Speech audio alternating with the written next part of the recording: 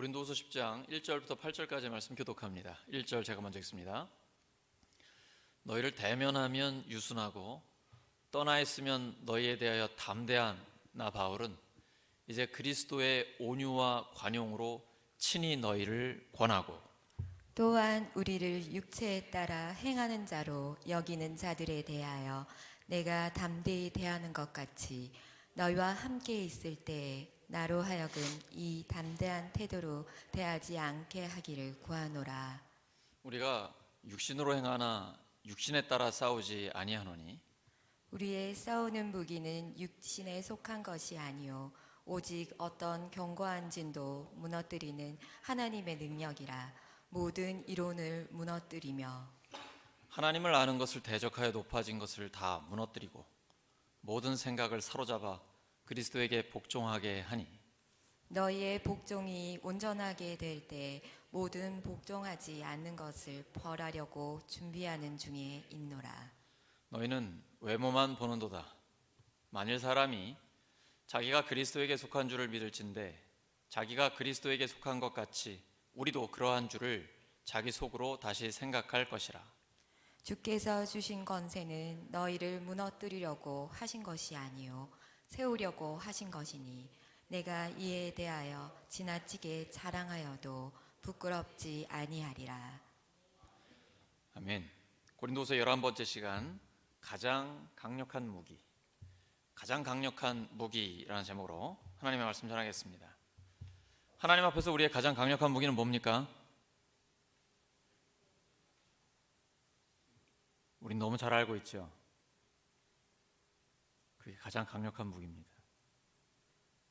오늘 본문 4절에 나온 것처럼 모든 생각을 그리스도 앞에 복종케 합니다.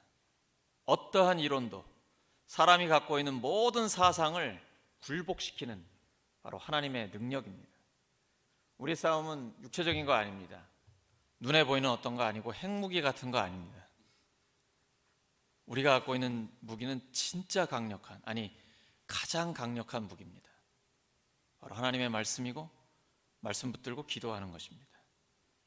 우리가 뭐 그렇게 기도 잘 못하잖아요. 근데 하나님은 그 기도하는 마음 자세를 보시는 거예요. 아, 기도하면 하나님이 응답하신다라는 그 마음을 기뻐하시는 거예요. 그리고 우리가 기도하는 것, 구하는 것, 생각하는 것에 훨씬 더 넘치도록 하나님 역사해 주십니다. 그 확신을 갖고 있기 때문에 끊임없이 말씀에 더 집중하고 그리고 말씀 붙들고 간구하는 것입니다. 하나님은 기도와 말씀이라는 가장 강력한 무기를 우리에게 허락해 주셨습니다. 내 능력 아닙니다. 하나님의 능력입니다.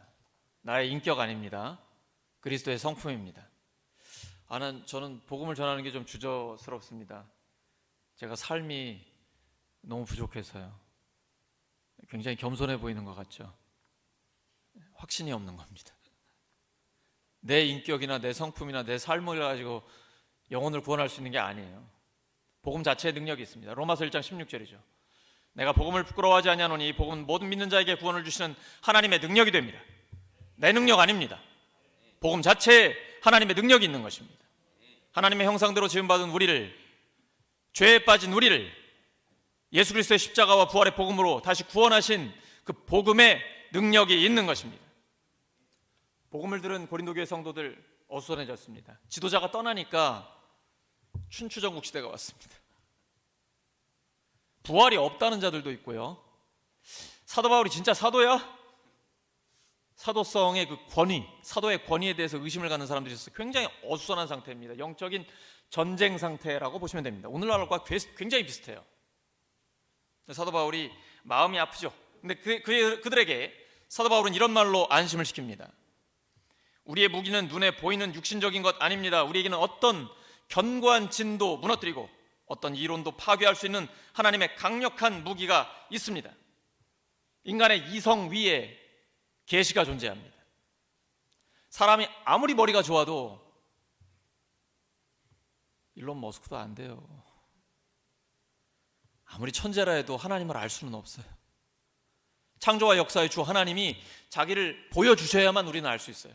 그걸 계시, 레벨레이션이라고 하는데 바로 그 계시된 말씀이 성경이에요. 계시된 말씀, 성경을 통해 하나님은 역사하십니다. 우리는 성경까지만 가야 돼요. 성경이 멈추면 거기서 멈춰야 됩니다. 성경이 가는 데까지만 가야 됩니다. 진짜 믿음이 좋은 사람은 고스톱을 잘하는 사람이에요. 아멘의 뉘앙스가 주님 말씀하시면 내가 나가리라. 주님이 멈추라고 하시면 딱 서는 거예요. 다윗이 그랬습니다. 하나님 앞에 성전을 짓고 싶었어요. 너는 전쟁에서 너무 피를 많이 흘렸다. 너는 하지 말고 네 아들이 할 수 있게 해라. 멈췄습니다. 그래서 하나님은 다윗을 내 마음에 합한 자다, 내 마음에 맞는다 라고 말씀하셨어요. 하나님이 가라고 하시면 생명을 걸고 가고, 하나님이 멈춰 라고 하시면 너무 하고 싶어도 거기서 멈추는 거예요. 이게 정말 성령 충만한 사람입니다. 가는 것과 멈추는 것, 거기에 진짜 자유로움이 있어요. 근데 오늘날 많은 젊은이들이 이제 포스트 모더니즘이잖아요. 절대적인 게 없고 다 객관적이거든요. 다 자기가 옳아요. 그러니까 내 하고 싶은 대로 하는 거, 이게 진짜 자유라고 생각합니다. 내 마음대로 내 뜻대로 하는 거 진짜 자유예요? 그걸 죄라고 하는 거예요. 죄의 본질입니다. 에덴 동산에서 사탄이 선악을 알게 하는 나무 열매 너 이거 먹으면 너 하나님처럼 돼. 네가 네 삶의 주인이야. 네 마음대로 해. 네가 하나님이야. 너 하고 싶은 대로 해. 하나님 됐습니까? 하나님과의 관계가 깨졌습니다. 그리고 사랑하는 아내와 남편의 관계도 깨졌습니다. 형제 관계도 깨집니다. 죽입니다. 그게 지금 우크라이나 전쟁 아닙니까? 모든 악과 고난, 이 증상들 어디서 오는 겁니까? 죄에서 오는 것입니다. 내가 내 마음대로 내 뜻대로 사는 겁니다. 그건 자유가 아니에요. 방종입니다. 우리가 운동 경기할 때 손흥민 선수가 축구 경기 규칙과 관계없이 지 맘대로 뛰어다니면 어떻게 되겠어요? 당장 옐로 카드, 그 다음에는 레드 카드 나오는 겁니다.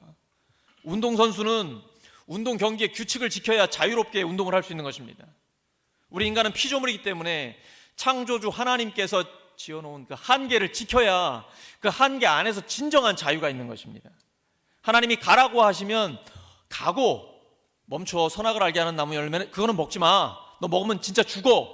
이 말씀 믿고 안 가면 그 안에 진짜 자유가 있는 거예요. 그래서 예수님께 붙들려 있는 사람이 진짜 자유로운 사람이에요. 나는 예수님을 떠나서는 아무것도 할 수 없다. 이 믿음을 고백하는 사람에게 그리스도 안에서 모든 것이 가능해집니다. 너희가 내 안에 거하고 내 말이 너희 안에 거하면 무엇인지 원하는 대로 구하라. 그리하면 이루리라.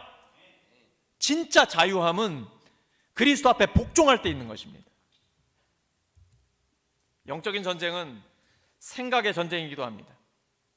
생각의 전쟁에서 승리하는 길은 오직 모든 생각을 사로잡아 그리스도 앞에 복종시키는 것입니다. 이외에는 다른 방법이 없어요. 예수님은 어떻게 생각하실까? 예수님이라면 어떻게 하실까? 항상 그 생각을 하는 거예요. 그래서 주님이라면 이렇게 하시겠다. 확신이 오면 그대로 순종하면 틀림없습니다. 하나님의 뜻대로 살 때가 가장 자유로운 인생입니다. 온전히 주님 앞에 굴복하고 주의 말씀을 따르고자 하는 그 마음가짐을 갖고 기도하며 나아갈 때 하나님께서 우리의 삶에 계속해서 역사해 주십니다. 에베소 6장 12절입니다. 시작. 우리의 싸움은 인간을 적대자로 상대하는 것이 아니라 통치자들과 권세자들과 이 어두운 세계의 지배자들과 하늘에 있는 악한 영들을 상대로 하는 것입니다. 세상에서 제일 미련한 사람이 사람과 싸우는 겁니다. 저도 한때는 미련했습니다. 사람이 나를 대적한다고 생각했어요. 근데 아니에요. 오늘 말씀하시잖아요. 그 배후에 악한 영이 있거든요. 그러니까 사람과는 싸우지 마시고 배후에 있는 마귀와 싸우셔야 됩니다. 마귀를 대적하라. 그리하면 너희를 피하리라. 무엇으로? 기도 외에는 이런 유가 나갈 수 없습니다. 근데 하나님 앞에 기도하면 하나님께서 앞서서 나가십니다. 왜냐하면 영적인 전쟁이 더 본질적인 것이고 더 중요하기 때문에 우리가 말씀 붙들고 기도할 때 하나님이 먼저 일하시는 거예요. 그러니까 사전에 예방을 해주시고 어떤 심각한 문제가 생기면 해결을 해주십니다. 그리고 하나님의 때에 하나님의 방법으로 치유와 회복을 일으켜 주십니다. 그리고 강력한 하나님의 부흥의 역사가 나타나게 됩니다. 우리 눈으로 보게 되고 귀로 듣게 됩니다. 우리 마음에 일단 부흥의 역사가 일어나게 돼요. 그러면 그때부터 점점 더 하나님의 말씀에 순종하게 됩니다. 그럼 점점 더 하나님의 놀라운 역사를 경험하게 되는 것입니다. 영적인 전쟁은 기도와 말씀으로만 승부를 걸어야 합니다. 우리가 기도할 때 사탄은 우리 앞에 꿇어 엎드릴 뿐 아니라 쫓겨나갑니다. 7길로 쫓겨나가요. 근데 우리가 방심하면 다시 빈틈을 노립니다. 선줄로 생각하는 자 넘어질까 조심해야 됩니다. 마귀라는 게 영물이거든요. 얘가 잠도 안 자요. 지옥 갈 때까지는. 지옥 가면 잠 못 자겠지만. 그러니까 틈만 노리고 있습니다. 부부관계, 부모 자식 관계, 성도들의 관계, 목회자와 성도의 관계, 모든 관계들의 빈틈을 계속 노리고 있어요. 그리고 심지어 고린도전서 7장에는 부부간에 분방하지 말라고 그래요. 특별한 어떤 기도의 때 외에는 분방하지 마라. 왜냐하면 마귀에게 틈을 타지 못하도록 하라는 거예요. 부부가 강력한 하나됨을 이루라는 것이거든요. 그 외에도 마찬가지예요. 교회에서 목회자와 성도들 간에, 성도와 성도 간에, 일터에서도 마찬가지고 모두가 마귀에게 틈을 주면 안 됩니다. 틈만 주면 어김없이 들어옵니다. 그러나 기도할 때에 하나님의 말씀으로 강력하게 복음이 선포되면 사탄은 떠나가게 되어 있습니다. 이렇게 기도와 말씀을 통해 우리의 강력한 무기는 3가지로 구체화됩니다. 첫째, 온유와 관용이고, 둘째, 확신과 용기이며, 셋째는 권위와 존중입니다. 첫 번째 보겠습니다. 온유와 관용입니다. 고린도후서 10장 1절입니다. 시작. 나 바울은 그리스도의 온유하심과 간대하심을 힘입어서 여러분을 권면합니다. 내가 얼굴을 마주 대하고 있을 때에는 여러분에게 유순하나 떠나 있을 때에는 여러분에게 강경하다고들 합니다. 바울이 2가지 평가를 받는 거예요. 가까이서 이렇게 얼굴 보고 있으면 되게 어수룩해 보여요. 한없이 순하고 착해 보여요. 그래가지고 바울의 반대자들은, 야, 바울 저 아무것도 아니다. 말주변도 없고 진짜 변변치 못하네. 외모도 별로였나 봐요. 근데 교회를 떠나면, 눈에만 안 보이면은 편지를 보내는데 얼마나 강력한 편지가 오는지 몰라요. 너무 강경한데? 이게 눈에 안 보이니까 하고 싶은 말 다 하는구만! 이런 식으로 반대자들이 이야기를 하는 거예요. 사도 바울 같은 탁월한 지도자가 진짜 의외의 모습을 보입니다. 유순한 거예요. 여러분, 진짜 하나님의 사람은 온유합니다. 왜냐하면 예수님이 온유하시잖아요. 모세도 온유했죠. 만민 중에 가장 온유하다고 했습니다. 근데 온유한 건 순하고 착한 거랑은 다릅니다. 온유의 상징은 십자가에 달리신 예수님이에요. 예수님은 하나님의 능력을 갖고 계시지만 그 능력을 사용하지 않으셨습니다. 얼마든지 말씀 한마디로 다 끝내버리실 수 있지만 그렇게 하지 않으셨어요. 인류를 구원하기 위해 십자가에 달리셨습니다. 온유하려면 먼저 힘이 있어야 됩니다. 힘이 없는 건 그냥 힘이 없는 거예요. 그건 온유하다고 하지 않습니다. 정말 온유해지고 싶다라고 하면 먼저 내가 힘을 갖춰야 됩니다. 젊은이들은 공부할 때 내가 공부하는 머리가 있다, 그러면 최고 학위까지 받으셔야 됩니다. 직장에서, 사업장에서, 일터에서 최고의 자리까지 올라가고 최고의 이익을 내셔야 됩니다. 그리고 하나님이 주신 그 힘을 가지고 나 자신을 위해 쓰는 게 아니라 하나님의 영광, 그리고 이웃을 위해 쓰는 것입니다. 그것이 온유함입니다. 힘이 있지만 나를 위해 쓰는 게 아니라 하나님과 이웃을 위해 사용하는 것, 그것이 진정한 온유함입니다. 우리에게는 눈에 보이지 않는 전쟁이 있습니다. 그렇기 때문에 대적자들을 만났을 때에 세상적인 방법인 폭력이나 폭언을 사용하시면 안 됩니다. 끝까지 온유함을 지키셔야 합니다. 오직 하나님의 진리 앞에 서서 끝까지 온유함을 지키면 역사는 하나님이 하십니다. 내가 할 필요 없어요. 하나님의 능력을 보며 모든 것을 합력해 해피엔딩이 되는 것, 선을 이루어 주시는 하나님의 역사를 우리가 경험하게 됩니다. 사도 바울은요 굉장히 순했습니다. 세상적으로는 지도자 하면 어떤 사람입니까? 빈틈이 하나도 없고 위압감을 주는 카리스마 있는 이런 사람들 지도자 아닙니까? 그것은 그리스도의 제자와는 다릅니다. 예수님의 제자의 무기는 그런 게 아니에요. 부드러움 있는 것입니다. 힘이 있지만 그 힘을 사용하지 않는 것입니다. 근데 우리가 연습하면 온유해질 수 있습니다. 저도 연습 중이에요. 요구하지 않고 부탁하는 겁니다. 명령하거나 지시하지 않고 설득하는 겁니다. 대화를 통해 문제를 해결하는 것입니다. 이거 우리가 꼭 해야 됩니다. 저도 계속 그걸 연습하고 있는 중인데요. 요구하지 않고 부탁을 하고 이 언어가 바뀌어야 되는 거죠. 명령하지 않고 설득을 하다 보면 나도 모르게 온유한 사람이 되어갑니다. 연습하면 가능하십니다. 옆 사람 축복해 주시기 바랍니다. 연습하면 당신도 온유해질 수 있습니다.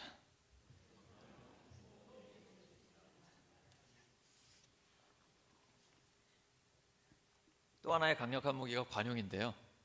관용이 너그러움이잖아요. 너그럽다는 것은 상대방의 의견을 너그럽게 받아들여 주는 것입니다. 근데 흑백 논리를 갖고 있는 사람들이 많이 있어요. 우리가 정치를 봐도 그렇고 흑백 논리를 가지고 상대를 짓밟으려고 하고 이 중간이 없어요. 관용, 중용 이게 없어요. 신앙생활은 그게 아닙니다. 상대의 의견이 나랑 좀 달라요. 그리고 내가 동의할 수가 없어요. 그럼에도 불구하고 일리가 있을 수 있겠다. 그 생각을 하고 계속 노력을 하는 거예요. 이해하려고 노력을 하는 것입니다. 더 나아가서 상대의 의견을 받아들이면서 내 의견을 수정할 수 있어야 되는 겁니다. 여기서 한 발 더 나아가면 상대의 의견으로 내 의견을 바꾸는 거예요. 그러니까 내 의견을 내려놓고 상대의 생각으로 완전히 받아들이는 것이죠. 이런 사람이 너그러운 사람이 되는 것이죠. 이 온유와 관용이 우리들의 강력한 무기가 됩니다. 둘째는 반대의 개념이죠. 확신과 용기입니다. 고린도후서 10장 2절입니다. 시작.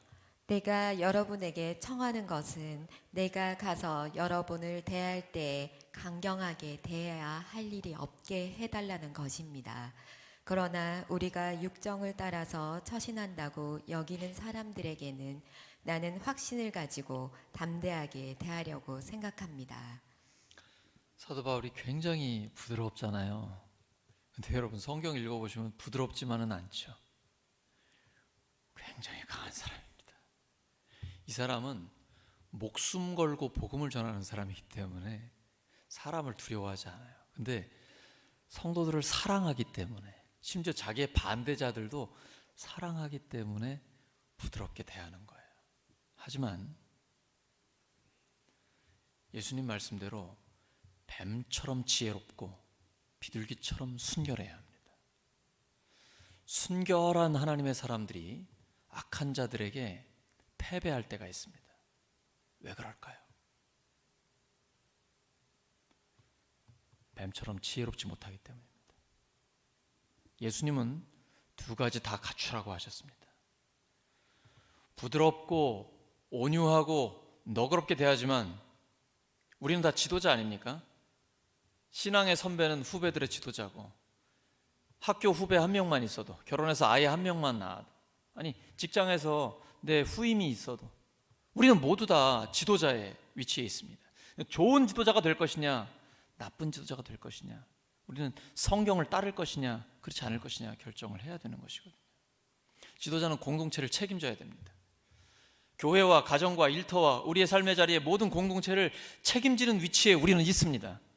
그런데 공동체에 갈등을 일으키고 분열을 가져오는 개인이나 그룹이 있어요. 그걸 내가 알게 됐습니다. 방치하면 어떻게 될까요? 공동체 깨집니다. 그건 좋은 지도자가 아니에요. 지도자는 필요할 때는 아주 강하게 도전을 해야 합니다. 당신 그렇게 하면 안 된다고. 지금 공동체를 깨는 거라고. 분명하게 알려줘야 합니다. 사도 바울이 지금 그걸 하고 있는 거예요. 확신이 있기 때문에 용감하게 부딪히는 것입니다. 이게 가장 강력한 무기예요. 그때 하나님께서 공동체를 지켜주십니다. 두 가지 다 갖춰야 됩니다. 지혜로움과 순결함이 함께 있어야 됩니다. 갈라디아서 6장 1절을 보시면 죄에 빠진 사람은 성령이 충만한 사람, 성령의 인도하심을 받는 사람이 고쳐주라고 말씀하고 계세요. 그냥 놔두는 건 사랑이 아니에요. 반드시 죄에 빠진 사람은 바로 잡아줘야 됩니다. 그래야만 공동체가 건강해지고 건강하게 성장할 수가 있습니다. 그때 필요한 것이 확신과 용기입니다. 셋째는 권위와 존중입니다. 고린도서 10장 8절입니다. 시작. 주님께서 우리에게 주신 권위를 내가 좀 지나치게 자랑했다고 하더라도 그 권위는 주님께서 여러분을 넘어뜨리라고 주신 것이 아니라 세우라고 주신 것이므로 나는 부끄러울 것이 없습니다. 사도 바울의 권위에 도전하는 사람들이 있습니다. 근데 바울은 자신의 권위가 자기가 학교를 나오거나 누구 사람의 추천을 받은 게 아니라 주님께 부여받았다라는 확신이 있습니다. 그리스도는 이 확신이 있어야 돼요. 나는 예수 그리스도의 죽으심과 부활의 복음으로 구원받은 하나님의 자녀입니다. 그리고 하나님께 부름받았고 내 삶의 자리에 하나님께서 보내셨습니다. 하나님께 부름받고 하나님께 보냄받았다라는 확신이 있어야 돼요. 그래야만 흔들리지 않습니다. 세상의 사람들이, 많은 환경이 우리에게 도전합니다. 우리를 무너뜨리려고 합니다. 그때에 강력하게 그리스도인으로서 하나님의 사람으로서의 정체성이 확립되어 있어야만 흔들리지 않게 되는 것입니다. 우리 그리스도인들에게는 하나님이 권위를 주셨습니다. 필요할 때는 그 권위를 행사하셔야 됩니다. 자, 부모는 자녀가 잘했을 때는 잘했다고 칭찬을 해주고 잘못하면 잘못했다고 명확하게 얘기를 해줘야 됩니다. 저도 이제 친구 같은 아빠로 살고 싶습니다. 네, 소위 friendly dad라 그래서 진짜 친구처럼 얼싸안고 그냥 농담도 하고 그렇게 지내요. 하지만 잘못할 때는 반드시 잘못하고 있다라고 얘기를 해줘야 됩니다. 자녀들이 그거 좋아하겠어요? 울고불고 난리고 불평불만하겠죠. 나중에 알게 됩니다. 깨닫게 돼요. 그때 부모님을 사랑하고 존경하게 됩니다. 바로잡아 줬기 때문에. 그때 방치하면 평생 정말 돌아오지 못할 길을 갈 수도 있는 것이거든요. 목자, 목녀 마찬가지입니다. 하나님께서 주신 권위가 있습니다. 개인적인 일을 할 땐 관계없어요. 나보다 나이 많은 사람들이 있을 수도 있고, 교회도 마찬가지죠. 사적인 일 말고 공적인 일, 사역에 있어서는 잘못된 건 잘못됐다라고 목자로서의 권위를 행사해야 합니다. 좋은 게 좋은 거라고, 그거 아니에요. 좋은 게 아닙니다. 목장은 가정교회예요. 교회를 깨는 경우에는 반드시 얘기를 해줘야 됩니다. 물론 온유하게. 하지만 명확하게 이건 하나님 뜻이 아닙니다 라고 얘기를 해줘야 돼요. 권위를 주셨을 때는 권위를 행사해야 합니다. 필요할 때는. 권위적이 돼서는 안 되지만, 권위적이 돼서는 안 되지만 꼭 행사해야 할 때는 권위를 행사해야 됩니다. 그러라고 권위를 주신 거예요. 또 하나, 하나님의 권위를 바르게 행사하는 사람은 다른 사람의 권위를 존중해 줍니다. 교회에서 가장 큰 문제가 사역을 하면서 그게 자기 것이라고 착각을 하는 겁니다. 예를 들어 목사가 교회가 자기 거라고 생각하면 죽는 거예요. 교회는 예수님 거예요. 예수님이 아예 등기부 등록하셨어요. 베드로가 주는 그리스도시요 살아계신 하나님의 아들입니다라고 놀라운 신앙 고백을 했을 때 이건 네 지혜가 아니고 하나님 주셨다. 내가 이 반석 위에 내 교회를 세우리니 라고 말씀하셨어요. 예수님이 교회는 예수님의 교회다라고 말씀하셨습니다. 예수님의 핏값으로 사신 교회입니다. 목장과 모든 사역 다 내게 아니고 하나님의 것입니다. 그렇기 때문에 나에게 권위를 주신 것처럼 상대에게도 권위를 주신 것을 인정해야 합니다. 다른 사람의 사역에 침범을 하게 되면 이것 때문에 다툼이 일어나요. 교회가 어려워집니다. 그래서 내가 하나님 앞에 권위를 받아 필요할 때 권위를 행사하는 것처럼 상대의 권위를 존중해 주어야 합니다. 예를 들어 우리 교회에서 당회를 할 때에 각 장로님들이 위원회의 위원장으로 계십니다. 그러면 그 위원장 장로님의 의견을 가장 존중합니다. 왜냐하면 그 장로님이 그 위원회에는 사역을 담당하고 있기 때문에 그 사역의 범위를 인정해주고 존중해주는 겁니다. 제가 날마다 기도하며 목장에 매우 깊은 관심을 갖고 있습니다.